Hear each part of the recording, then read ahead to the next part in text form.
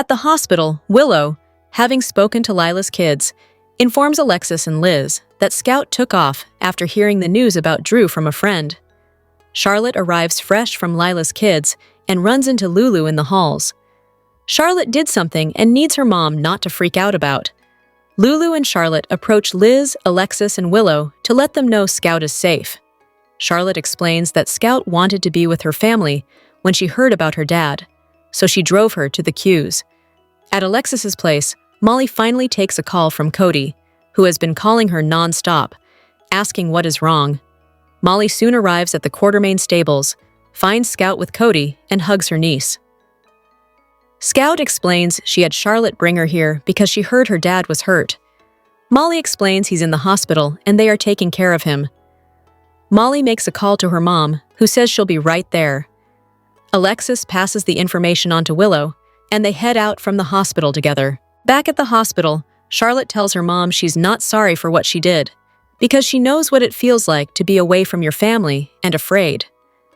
Lulu says her daughter needs to learn that there are consequences for her actions, and she must take into account more than her feelings when making big decisions like this.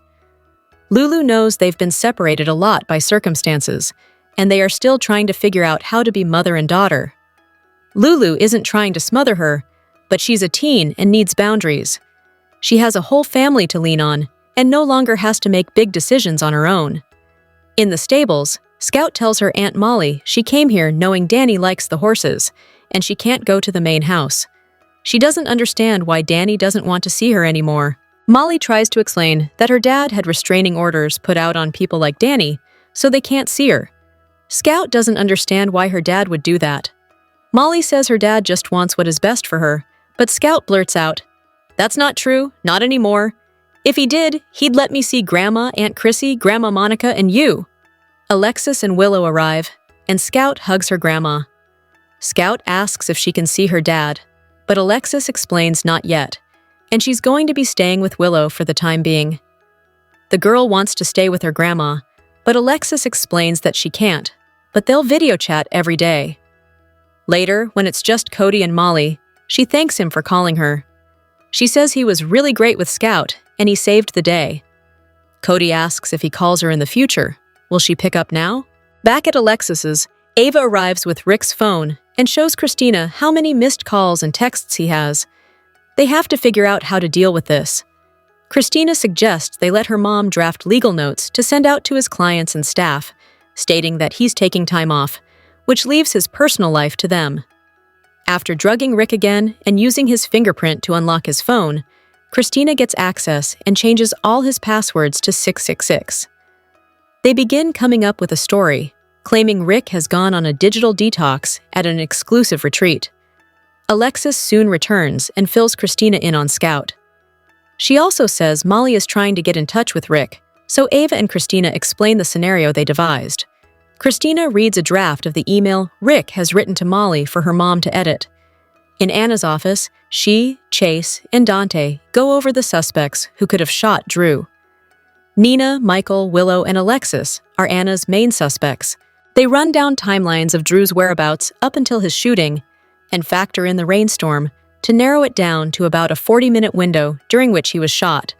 Sonny's name is tossed out, but they conclude this doesn't feel like a professional hit, and Jason's out of the country too. Anna asks for other ideas. Chase throws out Curtis's name, and Dante brings up Tracy, who was found at the scene of the crime. Chase believes Tracy's story about being there on Monica's behalf and notes they still have no gun, and Tracy was the one who called in 911. Anna says that while she doesn't think Tracy did this, she could be covering for the person who shot Drew. In his office, Jack screams at someone on the phone to get in there and get their agents out, as they could be dead already. Jack takes another call, tells the person to keep the pressure on Colette, and he'll try a different angle. Jack calls to speak with Valentin over video. Jack wants to make a deal, shows him a photo of Colette, and needs to know who she is. Jack offers him time outside, with a guard, and an incentive to give up what he knows, stating that Colette took it upon herself to fire at him in Prague. Valentin reveals that she was a double agent when he met her, and she was working for Faison. Jack notes Faison is dead, but Valentin says his organization lives on, and he's not about to reveal who is in charge without more concessions from Jack. Valentin wants to be transferred to an American prison. Jack can't get him that, but he can help him in other ways. At the Five Poppies, Pascal reveals to Joss and Vaughn that they are to be Professor Dalton's test subjects regarding cold fusion, specifically to determine if they can keep radiation leaks at acceptable levels around humans. A guard interrupts to inform Pascal that Hector's body has been found, and John Moore is nowhere to be found. Pascal takes off, leaving guards in charge of the prisoners. One of the other guards also takes off, and Vaughn and Joss try to intimidate the lone guard, suggesting that the WSB must be here, and offer him a deal. If he lets them out, they'll let him go.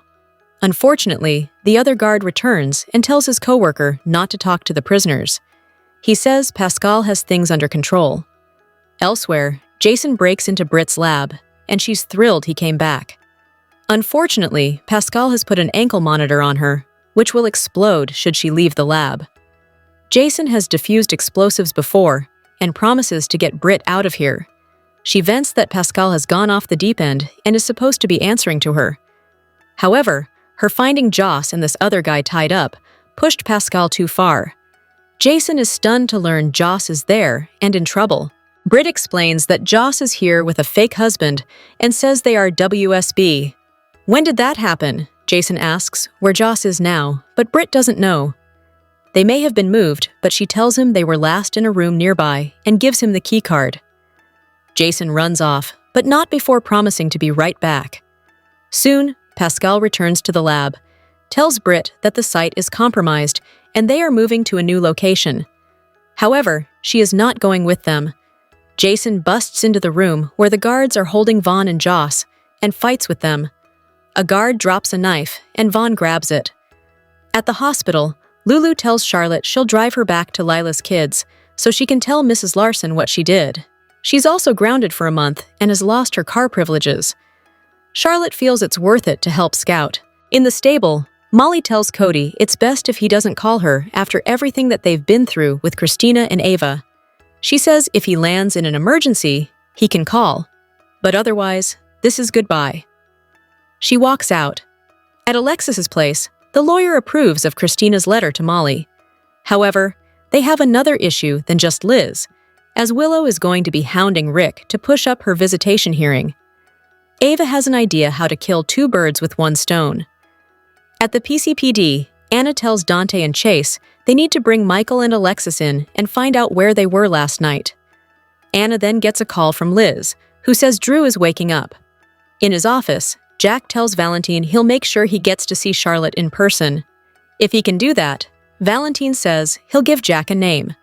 At the compound, Jason struggles with the guards as Vaughn works to free himself and Joss with the knife. Finally, Pascal reveals to Britt that he's convinced the boss she's more trouble than she's worth, so he has set her ankle monitor to blow her up within the hour.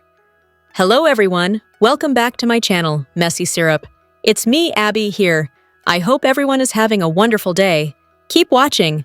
So let's dive into today's video. General Hospital recap for Monday, September 8th reveals that Drew Kane was waking up while Valentin Cassadine pushed for a Charlotte Cassadine deal. Britt Westbourne also had 1 hour to live, so here's how it all went down. At GH, Alexis Davis and Willow Tate were still reeling over Scout Quartermain's vanishing act when Charlotte showed up and made a confession to Lulu Spencer. It turns out Charlotte was the one who drove Scout to the Quartermain estate after someone at camp told her about Drew getting hurt. Since Charlotte was scared while she was on the run and separated from her family, she related to Scout's situation now. Once Alexis and Willow got updates, they headed for the Q residence in a hurry. Lulu scolded Charlotte, who wasn't really sorry since she felt she did the right thing for Scout. However, Charlotte was willing to accept the consequences of her actions when Lulu took away her car and grounded her. Lulu wound up hugging Charlotte after encouraging her to seek help with big decisions. After Cody Bell finally got in touch with Molly Lansing Davis, she rushed to the stables and embraced Scout. When Scout questioned why Danny Morgan didn't want to see her anymore, Molly explained the restraining order situation in kid-friendly terms. Scout didn't understand why Drew didn't want her to see her family, but Cody helped Molly with her explanation and suggested maybe Drew would realize his mistake. In the meantime, Scout got reassurance that Drew was in the hospital and being taken good care of. Once Alexis arrived with Willow, Scout hugged her grandma and wanted to go home with her. However, Willow did her best to sell Scout on the fun sleepover they were going to have at Elizabeth Baldwin's place instead. Although Molly praised Cody for all the Scout help, she thought it was best if he only called in emergencies and felt it was best to say goodbye. At Alexis' house, Ava Jerome complained to Christina Corinthos Davis about all Rick Lansing's missed phone calls and messages. After drugging Rick with sleeping pills, Christina and Ava used his finger to unlock the phone so they could change the password. Christina and Ava decided to claim Rick had gone on digital detox retreat, but they bickered over the wording of his fake messages to Liz and Molly. Once Alexis returned, she offered the latest Scout news and helped out with the email situation. There were concerns about Elizabeth searching for Rick as well as Willow since her visitation hearing was coming up. Ava hinted about a plan to kill two birds with one stone. In Anna Devane's office, she spoke with Harrison Chase and Dante Falconeri about the investigation. Alexis, Willow, Michael Corinthos, and Nina Reeves were all under suspicion. Curtis Ashford was also considered as a shooter possibility, along with Tracy Quartermain. But Chase had faith that Tracy genuinely just found Drew and called for help.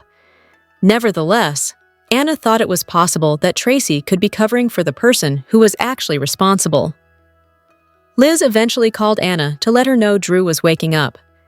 In Jack Brennan's office, he barked orders over the phone in hopes of saving Vaughn and Jocelyn Jacks before it was too late. While Colette Moreau was being grilled elsewhere, Brennan arranged a video call with Valentin at Steinmauer. Brennan offered to get Valentin's supervised time outside if he'd provide information on Colette. Valentin seemed a bit reluctant at first, but Brennan pointed out that Colette took matters into her own hands and shot at him in Prague. After Valentin admitted Colette was a double agent, even back when he knew her, he said she worked for Cesar Faison. Valentin hinted about Faison's organization continuing after his demise, but he had more demands before he'd reveal who was running it. Valentin wanted to be transferred to a supermax prison in the United States, but Brennan insisted he didn't have the power to make that happen. Instead, Valentin pushed for a visit with Charlotte, and he wanted one in person instead of on a video call. At the Five Poppies Resort, Pascal informed Jocelyn and Vaughn that they were going to be test subjects, which meant they'd be exposed to radiation. Meanwhile, Jason Morgan was ready to leave with Britt, but she couldn't go since Pascal put an ankle monitor on her, one that would set off an explosion if she exited the lab. Jason planned to help remove it anyway, but then he found out Jocelyn was in danger and took off running to find her. That left Britt alone when Pascal returned and said they were moving locations since the site had been compromised. Britt learned she wouldn't be going with them and was stunned as Pascal started a 1-hour timer to trigger the explosion. Back with Jason, he barged in the room where Jocelyn and Vaughn were being held captive. Jason fought the guards while Vaughn reached for a dropped knife in hopes of freeing himself along with the Jocelyn. As for Jason, he took down one guard and faced off with another one. Jason lost the upper hand and found himself in a chokehold as Monday's GH episode wrapped up. General Hospital spoilers say Jason has more mayhem ahead of him, so stay tuned for all the exciting moments to come. Here is your General Hospital spoilers sneak peek video for Tuesday, September 9th, 2025. While many General Hospital fans wanted a Who Killed Drew, Whodunit, we're getting a Who Shot Drew, Whodunit instead because Lucas and Portia both did their jobs right, and Drew wakes up looking pretty fresh and new. He appears none the worse for wear, even after taking 2 bullet wounds to the back, but he doesn't remember much about what happened to him.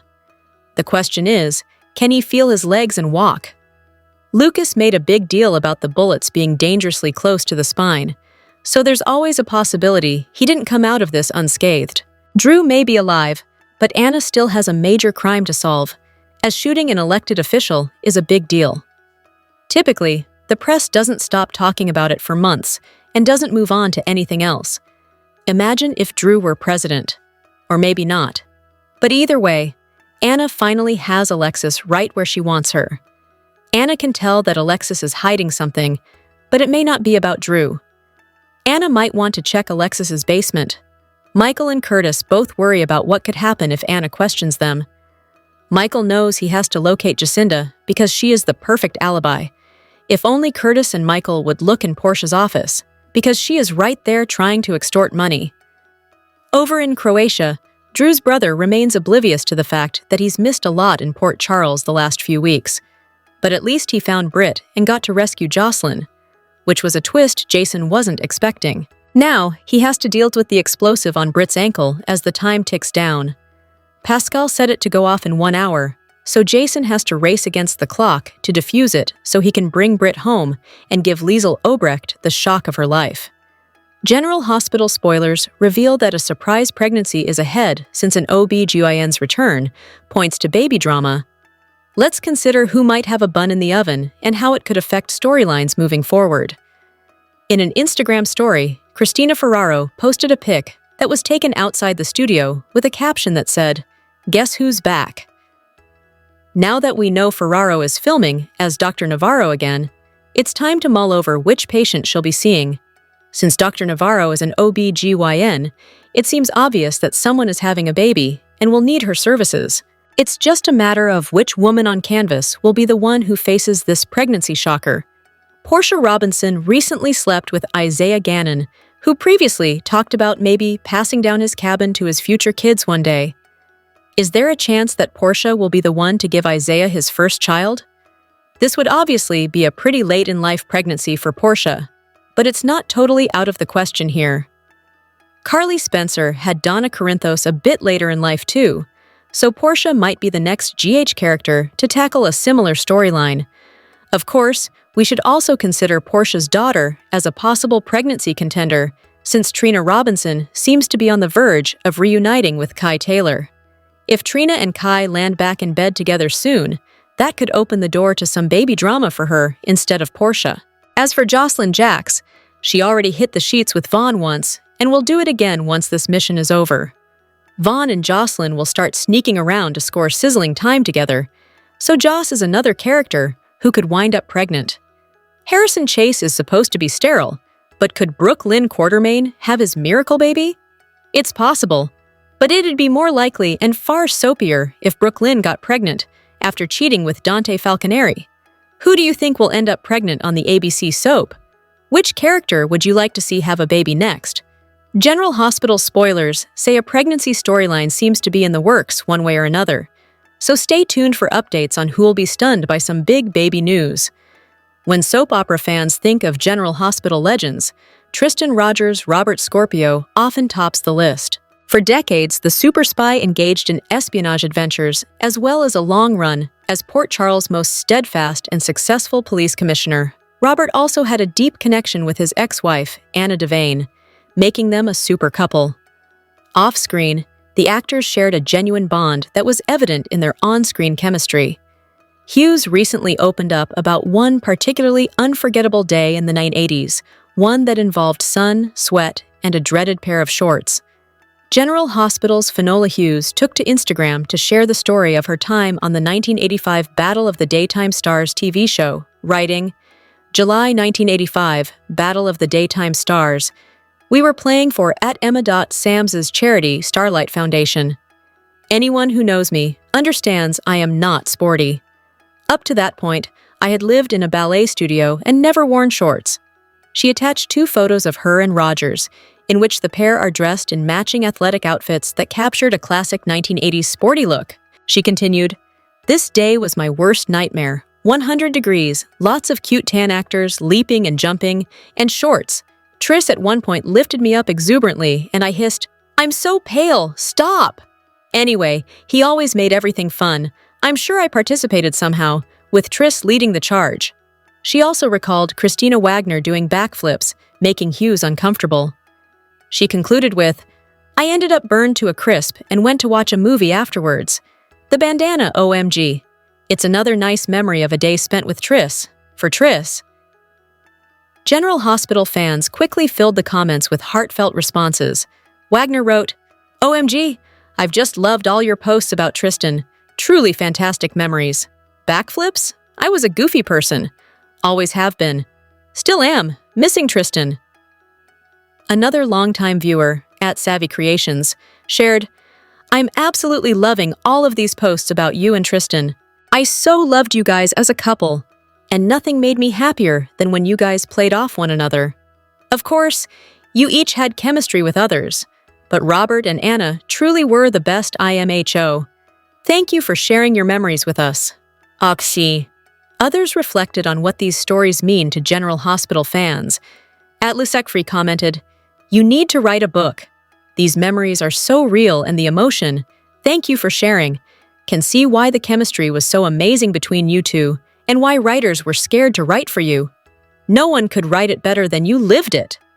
Another follower reacted to the show that the two guest starred on with, "I miss all those battle shows so much, a staple of my childhood." These kinds of posts remind fans why the history of General Hospital continues to resonate. Hughes once again underscored the unique legacy she and Rogers built together, proving that the magic of Robert and Anna extends far beyond the small screen. Valentin Cassadine is back in the General Hospital building. Kinda. He's actually in a maximum security international prison.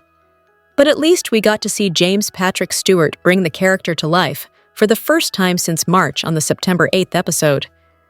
Jack knew that if anyone had information on Colette, it had to be Valentin. So he placed a call to his old pal so they could have a video chat and get to the bottom of a double-agent mystery. As Jack expected, Valentin knew Colette and who she worked for. Colette has a connection to César Faison that goes back at least a decade, while Valentin's ties to Faison go back even further to when he and Anna were in WSB spy schools together decades ago. Valentin has promised Jack even more dirt if he manages to get him an in-person visit with his beloved daughter, Charlotte. Stewart's return as Valentin coincided with the first time we had seen Charlotte since March as well. However, Charlotte is now played by Bluesy Burke, taking over the role from Scarlett Fernandez, who had brought Charlotte to life off and on since 2016. While there is no word on how long Stewart will be sticking around this time, head writers Chris Van Etten and Elizabeth Korda have hinted that he will be involved with a big story. As for Valentin, he casts a long shadow, even from his cell in Steinmauer, they told TV Insider. Revelations this fall will have him striking an unlikely alliance and making a run at freedom, and taking revenge on Jack Brennan. After all, Jack and Valentin were involved in the same crimes, but Jack managed to land a cushy WSB desk job while Valentin ended up behind bars. Valentin would like to see Jack knock down a peg or two. Stewart originated the role of the most evil Cassadine of them all in 2016, when he appeared on Cassadine Island calling himself Theo. Not long after, we learned this was the Cassadine even Helena feared. Years later, it was revealed that Helena was really terrified of her own son, who was actually a real softie inside, especially when it comes to Anna and Charlotte. General Hospital update for Tuesday, September 9th, reveals that Alexis Davis will make a dangerous slip-up while Jocelyn Jacks and Vaughn escape. Jacinda will also face a money setback, so there'll be a lot happening on the ABC soap. At the Five Poppies Resort, Vaughn and Jocelyn will leap into action once they're free again. That's great news since Jason Morgan could use some help defeating the guard he's been brawling with. Once that guard's out of the way, Jocelyn and Vaughn will be on their own while Jason rushes back to the lab. Vaughn will push Jocelyn to go on without him if he doesn't make it, but she'll have faith that they can both get to safety. As for Jason, he promised he'd come through for Britt Westbourne. That's a promise Jason intends to keep, even if it means risking his own life in the process. Pascal supposedly convinced the mystery boss that Britt is more trouble than she's worth. Now Britt's facing a 1-hour countdown to her demise if that explosion gets triggered, so Jason will come back to help her. Removing Britt's ankle monitor could blow them both up, but that's a chance they'll have to take. Jason will be right there by Britt's side as they try to get out of this scary crisis. Fortunately, GH spoilers confirm that Britt, Jason, Jocelyn, and Vaughn will all survive this ordeal at the Five Poppies Resort. It looks like there'll indeed be some explosion drama, but it's good to know the four of them will make it home alive. In the meantime, Jack Brennan will corner Lulu Spencer and pressure her to allow Valentin Cassadine an in-person visit with Charlotte Cassadine. Lulu obviously won't be thrilled about that idea, but Brennan will make it clear that this Steinmauer visit has to happen. Brennan needs to know who's running Cesar Faison's old organization, so he'll warn Lulu about the dire nature of his deal with Valentin. While Brennan gives Lulu a veiled threat to mull over, Michael Corinthos will pay Curtis Ashford a visit. Since Jacinda could serve as Michael's alibi, he'll beg Curtis to say he knows how to find her. Across town, Jacinda will tell Portia Robinson and Nina Reeves that she's come to collect, but Portia will spin things around and perhaps blackmail her right back. Portia might argue that if Jacinda blabs about their Drew Kane drugging plot, she'll be in just as much trouble. Jacinda doesn't really have the leverage she thinks she does, so she'll face a setback when it comes to scoring more money. That could open the door to Michael paying Jacinda to say they were together when Drew was shot. Then again, Jacinda might strike a different deal with Nina, who'll face an interesting proposal by midweek. Since Jacinda could end up with the power to save or sink Michael, she might be willing to make him look guilty if Nina pays her more. Regardless, Jacinda will remain a big part of the action in the coming episodes. At the police station, Alexis will head to Anna Devane's office, where she'll agree to a grilling session. Although Alexis will seem cooperative, she'll make a risky slip-up, one that could leave Anna suspecting she's guilty of trying to wipe Drew out. At the hospital, Drew will seem groggy as he answers questions next. Will Drew tell the truth about his final memories before he lost consciousness, or lead the cops astray? General Hospital spoilers say more twists and turns are ahead in Drew's mystery storyline, so stick with us for updates on all the curveballs. ABC General Hospital. Spoilers: A Mother's War, Carly's Vengeance, ignites as Brennan's obsession endangers Jocelyn.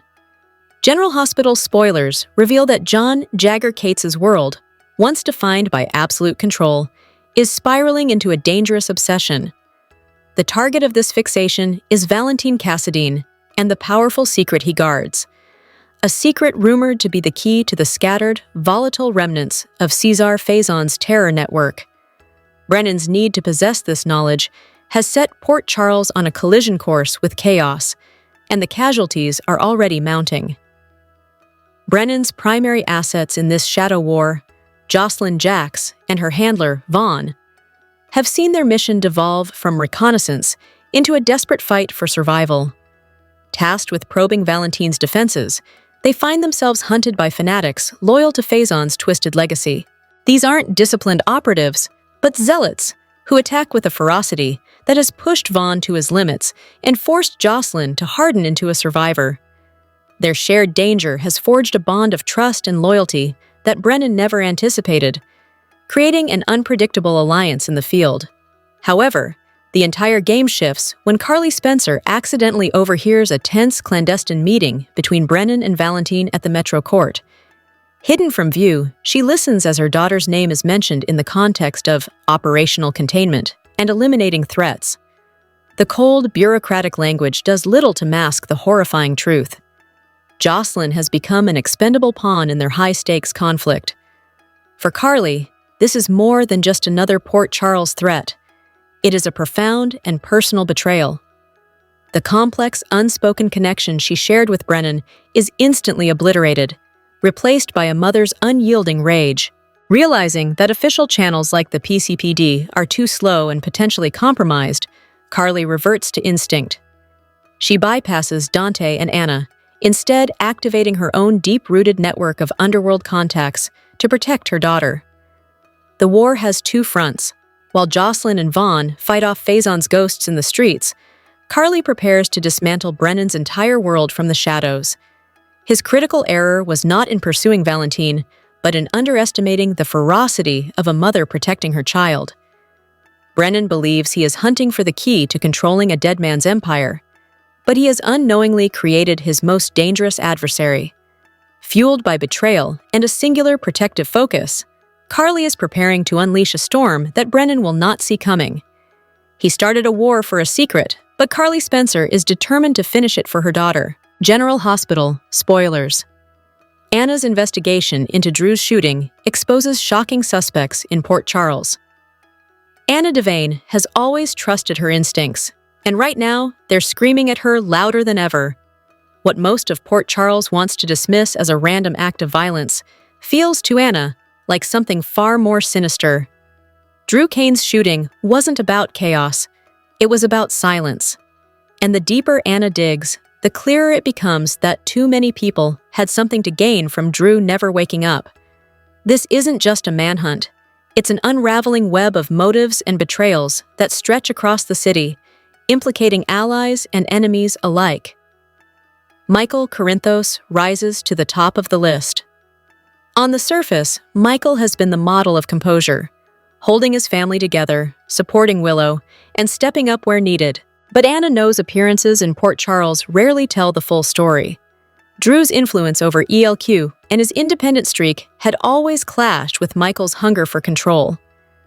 With Drew gone, Michael's path to dominance at ELQ becomes much cleaner. Could a son and brother, who appears steady on the outside, have orchestrated the chaos to secure power? Willow's quiet desperation. Anna hesitates to let Willow's name linger in her mind, but logic demands she does. Willow has endured so much pain and upheaval, much of it tied to Drew's choices and entanglements. With Drew gone, she could finally have peace, a chance to build her family free from constant danger. Anna doesn't want to believe Willow capable of violence, but she's seen too many desperate people do unthinkable things when survival whispers louder than loyalty. Portia Robinson's calculated calm. As Drew's doctor, Portia worked tirelessly to keep him alive.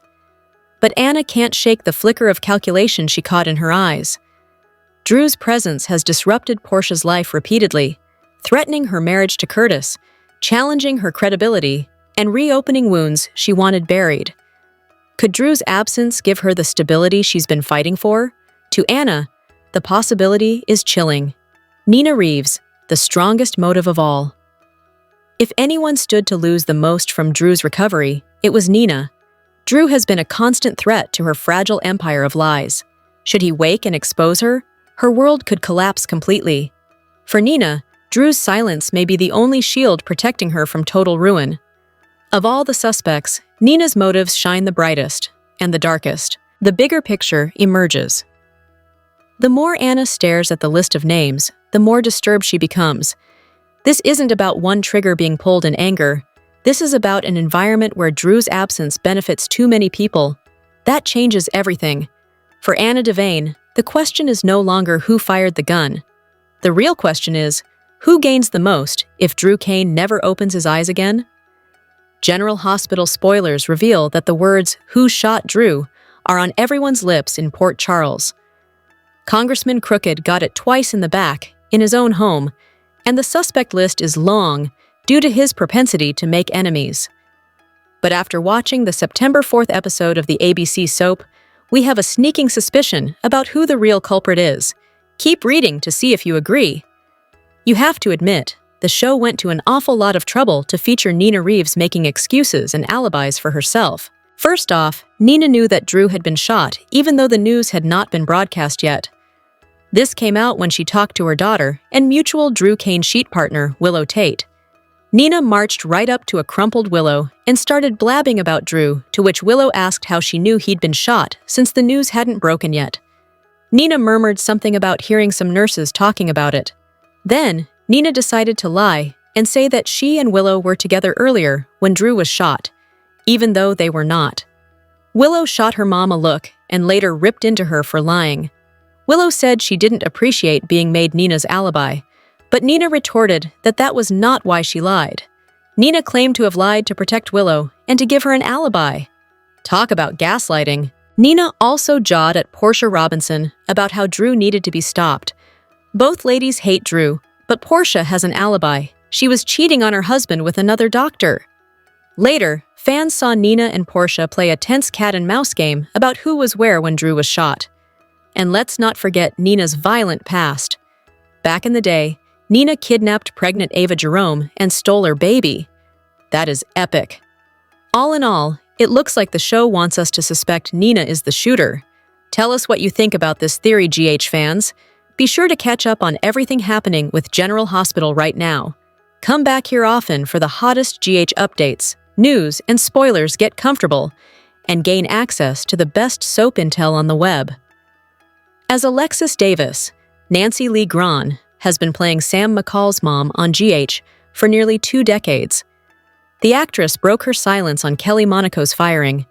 Keep reading to see how she feels about the shocking situation. General Hospital fans suspected that Sam McCall's time in Port Charles would come to a tragic end when it was announced in August that Kelly Monaco was let go. The actress joined the show in 2003 as the con artist. In 2006, the show revealed that Alexis Davis was Sam's bio-mom. It wasn't an easy road for the two to forge a relationship, but by the time of Sam's death, they were close. Sam was also close with Alexis's other daughters, Molly and Christina. Sam McCall found out earlier this month that she was a match to donate her liver to Lulu Spencer. Lulu has been in a coma since 2020 and needed the operation to save her life. After some doubts, Sam agreed to the surgery. Fans thought she would die on the operating table, but she made it through. She even got engaged to Dante after the surgery. Sam initially seemed to be recovering, but took a turn for the worse and died despite efforts to save her. Sam's death on the October 30th episode isn't the last time viewers saw her. Her mother, Alexis, and former lover, Jason, both came in to say a heartbreaking goodbye. Nancy Lee Grahn, who has been on GH since 1996, took to Twitter to share her reaction to the scenes of Alexis saying goodbye to her daughter. She came under fire from fans a few months ago after she expressed love for her other 2 TV daughters, but neglected to mention Kelly Monaco. But she made it clear in the tweet that she has nothing but love for her now former co-star. The soap vet wrote that as difficult as Sam's death scenes were for viewers, they were even harder for her and her castmates.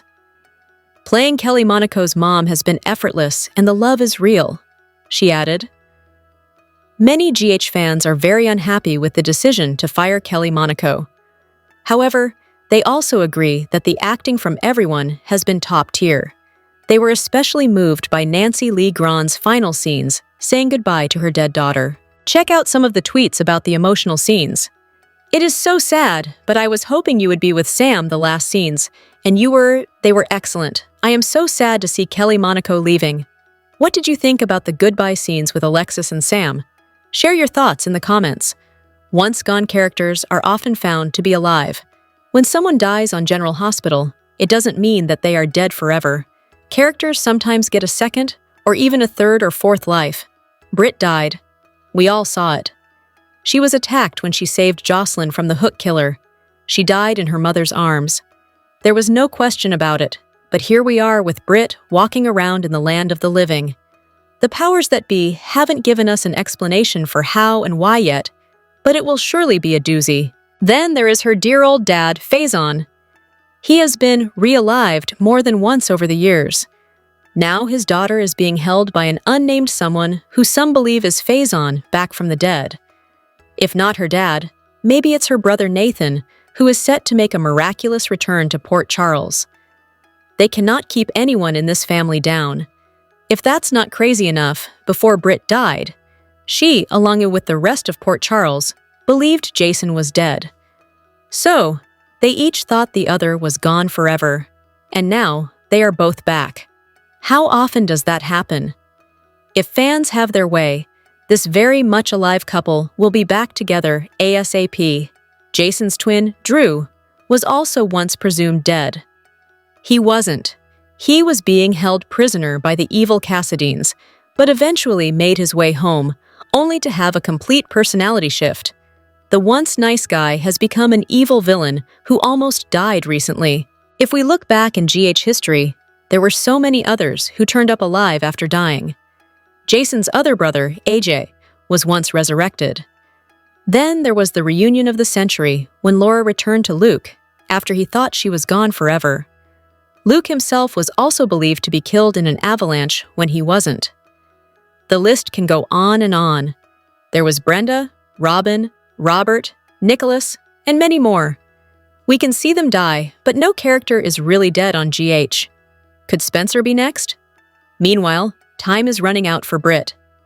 In addition to Alexis saying too much, General Hospital spoilers for Tuesday, September 9th, 2025, will also focus on Portia turning the tables.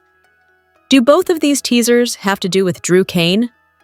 These days, Alexis is holding onto a ton of secrets.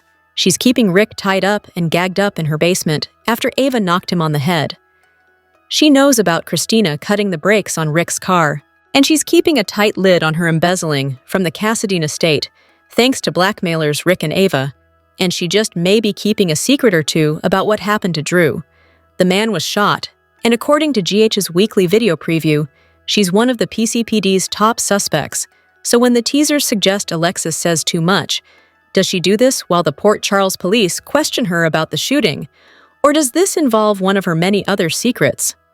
Meanwhile, Portia keeps causing chaos with her lies, scheming, ending her marriage, and sleeping with Isaiah. But now she supposedly turns the tables on someone. Who? Maybe this is about Jacinda, the escort she and Nina enlisted to help them drug Drew. After all, she recently returned to town asking for more money. In Croatia, time is running out for Britt. She has attempted to help Jocelyn and Vaughn. Pascal is out of control. Jason is back at Five Poppies and is prepared to get her out of there whenever she gives him the okay. It's increasingly looking like Britt needs to leave now. Will she give Jason the okay, and more importantly, will she tell him about Joss? Michael asks Curtis for help on Tuesday. This must be about locating Jacinda. Michael needs to find the woman. They had a conversation on the night of Drew's shooting, so she may be able to help him establish an alibi. It just so happens Jacinda is back in Port Charles. But does Curtis even know this information yet? He may not be able to help his pal so easily. Lately, Lulu has been reporting on the Drew Kane shooting, and Martin asked her to expose Drew's role in setting up Stella Henry for insurance fraud. When Lulu has a big decision to make, does it involve something professional or personal? Drop your thoughts in the comment section below. Do you agree or disagree? Don't forget to like, subscribe, and hit the notification bell for more updates. Your opinions matter, and I will see you in the next video. Thank you.